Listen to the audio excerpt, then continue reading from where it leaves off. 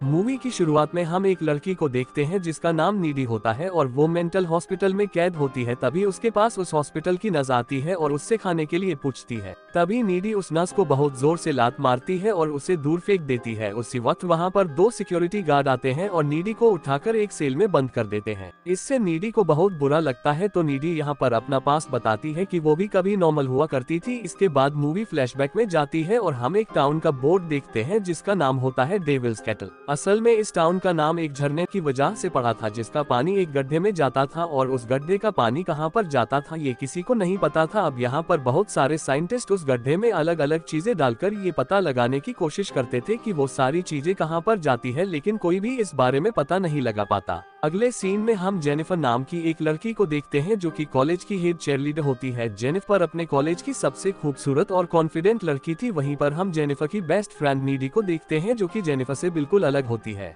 लेकिन वो दोनों बेस्ट फ्रेंड होती हैं और अपना ज्यादातर टाइम साथ में ही स्पेंड करती थी। नीडी का एक बॉयफ्रेंड भी था जिसका नाम चिप होता है, लेकिन नीडी अपने बॉयफ्रेंड से ज्यादा अपना टाइम जेनिफर के साथ स्पेंड किया करती थी। फिर एक रात जब नीडी और चिप साथ में एंजॉय कर रहे थे तभी वहाँ पर अचानक कहीं से जेनिफर आ जाती है। फिर जेनिफर नीडी से नाइट पार्टी के लिए एक क्लब चलने के लिए पूछती है और नीडी भी उसको हाँ बोल देती है, लेकिन ये सब चिप को बिल्कुल भी अच्छा नहीं लगता।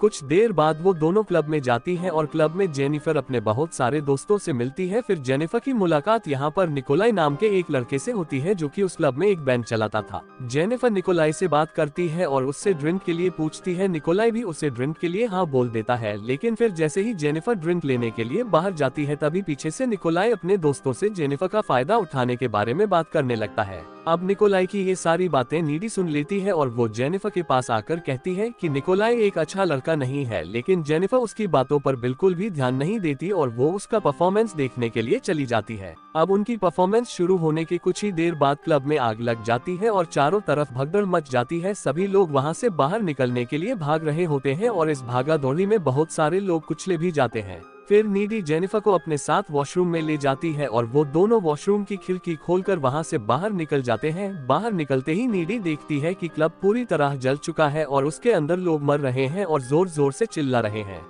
तभी वहां पर निकोलाई आता है और जेनिफर को अपने साथ चलने के लिए बोलता है। नीडी जेनिफर को जाने से मना करने लगती है, लेकिन जेनिफर निकोलाई के साथ जाने के लिए हाँ बोल देती है, जिसके बाद वो निकोलाई की वैन में बैठकर वहां से चली जाती है। लेकिन अब नीडी को जेनिफर की फिक्र होने लगी थी, इसलिए वो अपने बॉयफ्रेंड चिप को फोन लगाती है और उसे सारी बातें बता देती है। यहाँ पर नीडी बहुत घबराई हुई थी कि कहीं जेनिफर के साथ कुछ गलत न हो जाए। तभी नीडी के दरवाजे पर कोई नॉक करता है और नीडी उसे देखने के लिए नीचे जाती है, लेकिन जैसे ही वो दरवाजा खोलती है तभी वो देखती है कि वहाँ पर कोई नहीं होता। नीडी दरवाजा बंद करके वहाँ से जाने ही वाली थी कि तभी उसको अपने घर में किसी के होने की आवाज आने लगती है। फिर वो घर के अंदर आती है और देखती है कि वहाँ पर जेनिफर खड़ी हुई थी और उसके पूरे शरीर पर खून लगा हुआ था। जेनिफर नीडी का फ्रिज खोलती है और उसमें से कच्चा मांस निकालकर खाने लगती है। अब नीडी जेनिफर को देखकर बहुत ज्यादा डर जाती है और उससे बात करने की कोशिश करती है। अब जेनिफर यहाँ पर काफी डरावनी आवाजें निकालती है और अपने मुंह से कोई काला सा लिक्विड निकालकर वहाँ से चली जाती है। अगले दिन कॉलेज में नीडी जेनिफर और कल रात के बारे में सोच ही रही थी कि तभी वहाँ पर जेनिफर आ जाती है जो कि बिल्कुल ठीक लग रही थी।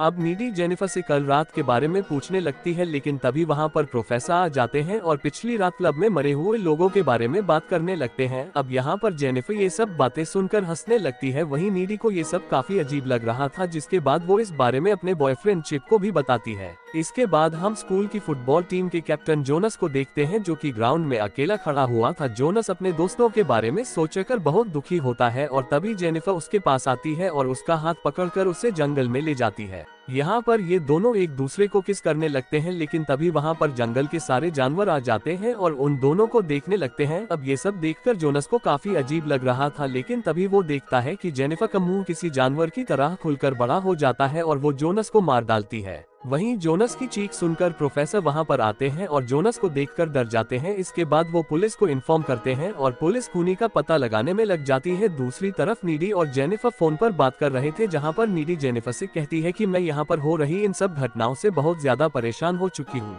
लेकिन वहीं जेनिफर को इन सब बातों से कोई फर्क नहीं पड़ता और वो बातें करते हुए एक लाइटर से अपनी जीप को जलाने लगती है, लेकिन उसकी जीप कुछ ही सेकंड में वापस नॉर्मल हो जाती है। और यहाँ पर हम लोग देखते हैं कि जेनिफर के साथ कुछ तो अजीब हो रहा है। अगले दिन कॉलेज में कॉलिन नाम का एक लड़का जेनिफर के पास आता है और उसको अपने साथ डेट पर चलने के लिए पूछता है। जेनिफर भी उसे हाँ बोल देती है और उसे आज रात को अपने घर पर बुलाती है। फिर रात को कॉलिन जब उसके घर पहुंचता है तो वो देखता है कि उसकी बिल्डिंग पूरी तरह सुनसान है और वहाँ पर बहुत अंधेरा है। तभी जेनिफर वहाँ पर आती है और कॉलिन के पास आकर उसे किस करने लगती है। तभी कॉलिन नोटिस करता है कि जेनिफर की आंखों का कलर चेंज हो रहा है और ये देखकर कॉलिन डर जाता है और वहाँ से जाने की कोशिश करने लगता है, लेकिन उसी वक्त जेनिफर उस पर हमला कर देती है और उसका मांस खाने लगती है। वहीं दूसरी तरफ हम नीडी को देखते हैं जो कि अपने बॉयफ्रेंड के साथ इंटीमेट हो रही थी, लेकिन तभी उसे वहां पर जेनिफर दिखाई देने लगती है, जिसको देखकर नीडी काफी डर जाती है और वहां से चली जाती है। नीडी कार ड्राइव करके घर जा रही होती है कि तभी उसे रास्ते में जेनिफर दिखाई देती है जो उसकी कार के ऊपर जंप करती है। नीडी ये देखकर और भी ज्यादा डर जाती है और घर आकर रोने लगती है। इसके बाद वो जैसे ही अपने रूम में जाती है तो देखती है कि जेनिफर वहीं पर है।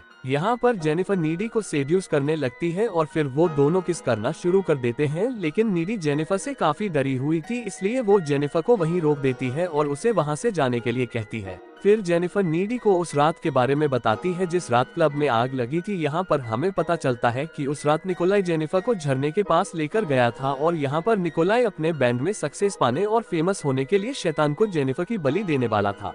फिर वहाँ पर निकोलाई जेनिफर से पूछता है कि क्या तुम वर्जिन हो। अब जेनिफर काफी डरी हुई थी, इसलिए वो झूठ बोल देती है कि हाँ मैं वर्जिन हूँ, जिसके बाद निकोलाई जेनिफर के पेट में चाकू मारकर उसे मार डालता है, लेकिन जेनिफर के वर्जिन न होने की वजह से वो वापस जिंदा हो जाती है। यहाँ पर निकोलाई ने अपना रिचुअल कंप्लीट कर लिया था और उसे लग रहा था कि उसका बैंड काफी फेमस हो जाएगा, लेकिन इस प्रोसेस में सिर्फ एक ही कमी थी और वो था जेनिफर का वजन न होना, जिस वजह से जेनिफर वापस जिंदा हो जाती है और उसमें डेविल पावर्स आ जाती है। अब हम देखते हैं कि जब शुरुआत में जेनिफर नीडी के घर पर कच्चा मांस खा रही थी तो असल में वो वहाँ पर नीडी को मारकर उसे खाने आई थी। अब क्योंकि नीडी जेनिफर की बेस्ट फ्रेंड थी इसलिए वो उसे नहीं मारती। अब ये बातें बताते हुए जेनिफर अपने हाथ पर कट लगाती है और उसका हाथ वापस नॉर्मल हो जाता है। अब ये देखकर नीडी काफी डर जाती है और जेनिफर को वहाँ से जाने के लिए कहती है, जिसके बाद जेनिफर उसके घर की विंडो कूदकर वहाँ से चली जाती है। अगले दिन नीडी जेनिफर के साथ जो हो रहा था उसके बारे में पता लगाने के लिए लाइब्रेरी में जाती है। फिर लाइब्रेरी के अंदर कुछ बुक पढ़ने के बाद नीडी को पता चलता है कि निकोलाई और उसके बैंड ने जेनिफर को वजन समझकर उसकी बलि दी थी। अब इससे वो फेमस तो हो गए, लेकिन जेनिफर की बॉडी पर डेविल ने कब्जा कर लिया था, जिसके बाद उसके अंदर डेविल की पावर भी आ गई थी। यहाँ पर नीडी को ये भी पता चलता है कि अगर जेनिफर को खूबसूरत रहना है तो उसे इंसानों को मारकर खाते रहना होगा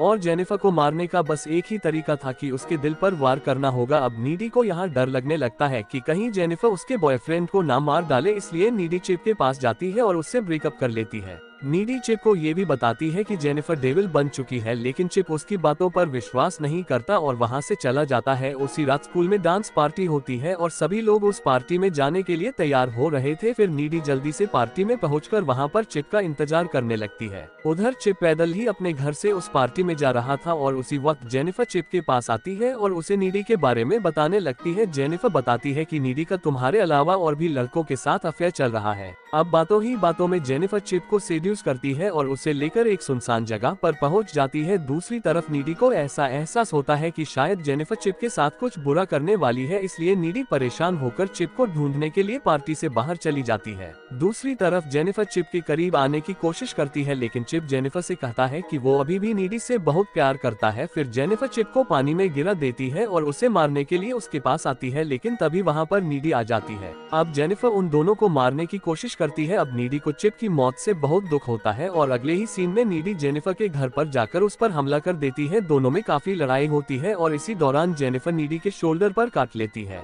लेकिन तभी नीडी जेनिफर के दिल पर वार करती है और उसे वहीं पर मार डालती है। फिर थोड़ी देर बाद जब जेनिफर की मॉम वहाँ पर आती है तो वो नीडी को वहाँ पर जेनिफर को मारते हुए देख लेती है, जिसके बाद खून के इल्जाम में नीडी को मेंटल हॉस्पिटल भेज दिया जाता है। अब मूवी वापस प्रेजेंट में आती है और यहाँ पर हम देखते हैं कि लड़ाई के दौरान जब जेनिफर ने नीडी को काटा था तो नीडी के अंदर जेनिफर की सारी डेविल पावर्स आ गई थी। इसके बाद हम देखते हैं कि नीडी जेल तोड़कर बाहर आती है और उस झरने पर जाती है जहां पर जेनिफर की बलि दी गई थी। फिर मूवी के एंड में हम देखते हैं कि निकोलाई और उसका बैंड काफी फेमस हो गया था, लेकिन कुछ ही दिनों बाद उसके बैंड के सभी लोग मारे गए। फिर सीसीटीवी फोटो से हमें पता चलता है कि नीडी ने ही जेनिफर का बदला लेने के लिए उन लोगों को मार डाला और इसी के साथ ये मूवी यहीं पर खत्म हो जाती है।